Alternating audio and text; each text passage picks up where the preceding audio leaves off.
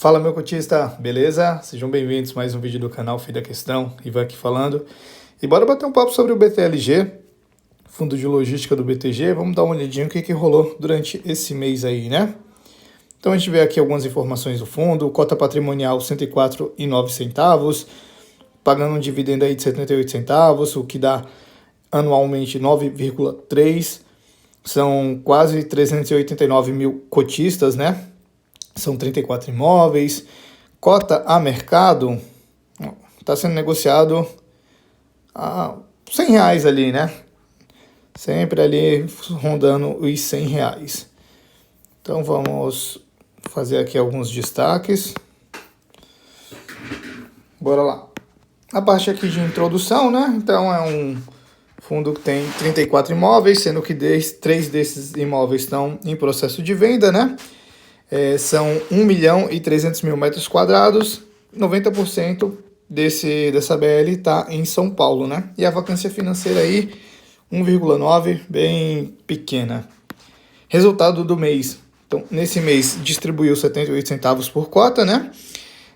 Que dá uma distribuição aí de 9,3% anualmente, né? Já na parte comercial, o fundo concluiu a primeira revisão contratual lá no BTLG Mauá, que é referente a uma área de 8% da ABL do empreendimento, e meteu um reajuste aí de 17% no valor da locação. Então, muito bom. E já no BTLG Campinas, a gestão renovou aí por mais um ano o contrato de locação, que representa 23% da ABL do imóvel. Estendeu aí para 2031. E aqui, o destaque do mês foi a alocação de 100% do BTLG Swap. Então, a locatária que anteriormente ocupava parcialmente o imóvel optou por expandir e assumir a totalidade da área, né? Então, muito bom, né? Vamos ver aqui como que foi. Foi eliminada a vacância remanescente de 15.000 metros quadrados. As condições comerciais de nova alocação estão 10% acima daquelas consideradas pela gestão no momento da aquisição. Então, conseguiu ainda jogar 10% a mais do que já tinha mapeado. Foi realizada aí no último trimestre, né, a aquisição de 2024. Então, com um contrato longo até 2033, com cláusula de multa rescisória bem robusta.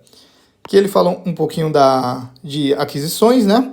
Então ele fala que o fundo concluiu o pagamento da última parcela no valor de aproximadamente 337 milhões, referente à aquisição dos ativos Cajamar 1, 2 e Campinas 2. Aqui ele traz mais algumas informaçõezinhas, né? A transação representa o cap rate de 9,5, superior aos 9,2 anunciado na época do prospecto para adquirir esses imóveis aqui, né? E aqui na seção especial, ele traz um pouquinho sobre a questão da emissão de cotas para comprar o SARI 11, né? A gente vai ver um pouquinho mais embaixo. Então, a gente vê aqui a composição do resultado. É melhor ver pela DRE. Eles pagou 78 centavos. Histórico de resultados. Então, a gente vê aí o guidance, né? Era até esse primeiro semestre. Agora, simplesmente, não temos guidance. A gente só vê aqui que é uma banda inferior 76 centavos e banda superior 82 centavos. Mas aqui a gente até tem a impressão que é até dezembro, né? Mas eles não colocam nada disso. Então vamos ver no próximo relatório se vão dar um guidance ou alguma coisa assim. Aqui na DRE dele, então a gente vê em junho quanto que ele gerou de receita, né? O que foi de despesa, aí o resultado, que é isso menos isso, que seria o NOI, né? Ajustes, fluxo financeiro, resultado imobiliário, as despesas com o fundo. Enfim, um resultado aí de 29 milhões, que dá 69 centavos por cota, distribuiu 33 milhões, 78 centavos por cota, teve que utilizar aí um pouquinho de reserva, né? Então tem resultado acumulado de 57 centavos. Aqui a gente vê a partir da carteira dele, então o que ele tem de receita por locação em relação ao seu valor patrimonial. A parte aqui de vencimentos, então a gente vê que em 2025 tem quase nada. Revisional 2025, 16%. Mês de reajuste, a gente passou aqui, ó, daqui até o final do ano tem pelo menos mais uns 40% aí, e a geografia dele, 90% da ABL está em São Paulo, e a gente vê o indexador dele, que é IPCA, inquilinos por setor, a gente vê um pouquinho de tudo, tipologia de contrato, então 35% atípico e 65% típico, perfil dos ativos, tipo de multa, vacância bem irrisória, a liquidez do fundo como é que tá, né? Então, ele tem aí 599 milhões em caixa, tem uma alavancagem de 137, logo ele tem 462 de caixa livre. Aqui ele traz um pouquinho sobre o histórico de vendas dele, né? Então ele traz uma informação que por ano ele costuma desinvestir de 12 a 15% do seu patrimônio, né? Então já foram 771 milhões em vendas em 3 anos, né? Agora está com essas vendas em andamento de 187 milhões, o que já gerou um lucro aí por cota de 4,48, 27% foi vendido, né, com 27% acima do valor do laudo. Que a gente vê evolução dos indicadores, distribuição média, então a gente vê que só vem subindo, né? Número de cotistas, a mesma coisa. A evolução aqui de negociação, liquidez ali no mercado, então vem subindo bastante, né?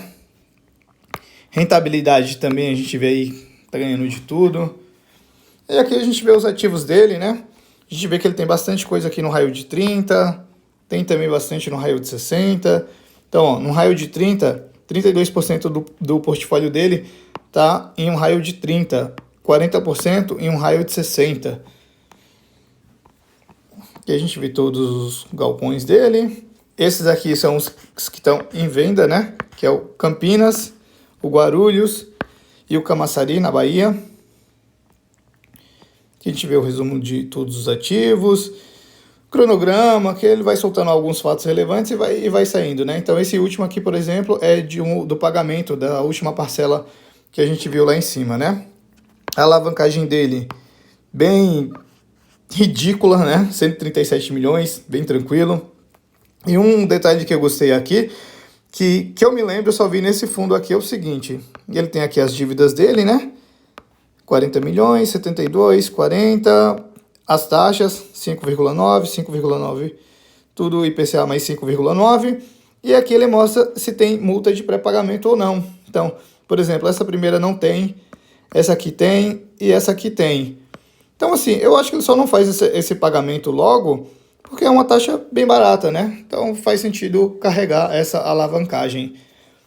Então, isso aqui é uma informação bem bacana, viu? De se tem multa para fazer o pagamento dela. Cronograma que ele tem aí de recebimento, né? Pagar e de pagamentos e de recebimentos. Ele só dá até o quarto trimestre de 2025, mas seria bom ter mais para baixo, até porque ele tem parcelas a pagar aí. Então, ele tem para receber, ainda no segundo trimestre, parcela do Camaçari e Campinas, no valor de 15 milhões. No quarto trimestre, mais uma parcela do Camaçari e Campinas, mais 15 milhões. Mais uma parcela a receber do Guarulhos, 21 milhões. E de aquisições, ele tem aqui o Cajamar 3, 24 milhões, tudo para o quarto trimestre, né? No primeiro trimestre, se eu não me engano, de 2026, ele tem uma parcela bem pesada aí para pagar. A alavancagem dele a gente já viu ali em cima, né? As taxas, tudo mais. Então, como que está o fluxo de amortização aqui. Cotação histórica, volume mensal. Então, a gente vê bem ok. Rentabilidade, a gente já viu lá em cima que ele tem ganhando de tudo também. E aqui, na seção especial que ele traz sobre a aquisição do SARI 11, né? Então, está fazendo aí a 14ª emissão de cotas para fazer o pagamento do SARI, né? Então, assim, preço de emissão R$ 104,10. Hoje no mercado secundário está sendo negociado a R$100, não faz sentido entrar nessa emissão, né? O volume que ele quer captar aí são 600 milhões. Então, dessa parte aí, ele vai pagar, quer ver? Deixa eu ver aqui quanto que é para o SARI. 476, logo vai sobrar aí 120 milhões, né, desses 600. Enfim, ele traz aqui algumas informações, né, o que ele vai fazer, tudo. a destinação do recurso à aquisição do SARI, por meio do recebimento de cotas, com 34% de desconto referente ao seu valor patrimonial, antecipação de parcela a longo prazo, racional econômico, né? Então, o aumento de caixa, que vai ficar entre 550 e 600 milhões, que tem dinheiro no caixa do SARI, então vai ser incorporado para dentro do fundo. A compra de um ativo que está em Santo André, se eu não me engano, 15 quilômetros de São Paulo, a 80 milhões, dá um cap rate de 12% aí, muito alto. E a destrava de lucro com a venda daquele edifício corporativo que ele tem, né? Então aqui tem um fluxo, como que vai ficar, né? O caixa atual, como que tá. Aí tem o pagamento dessa parcela, tem essas parcelas aqui para receber, quanto que vai ficar de caixa do SARI, o lucro, o caixa estimado, né? Aí a parcela lá no primeiro semestre de 2026, que eu falei que é bem pesada, 615 milhões, logo vai sobrar para ele aí entre 125 e 175, fora que vai ter mais 100 milhões aí em fundos líquidos, né? Então é isso aqui é uma parte do fato relevante que a gente trouxe sobre a aquisição do SARI, não tem muito mais o que falar não. Então assim, mais um mês de BTLG, né? Fundo segue redondinho, sem problema nenhum. E é isso, pessoal. Espero que vocês tenham gostado do vídeo, tá? Se ficou qualquer dúvida, pode deixar aqui nos comentários. Se gostou, deixa o like. Se gostou mais ainda, se inscreve no canal para não perder nada. E é isso, galera. Valeu, abraço!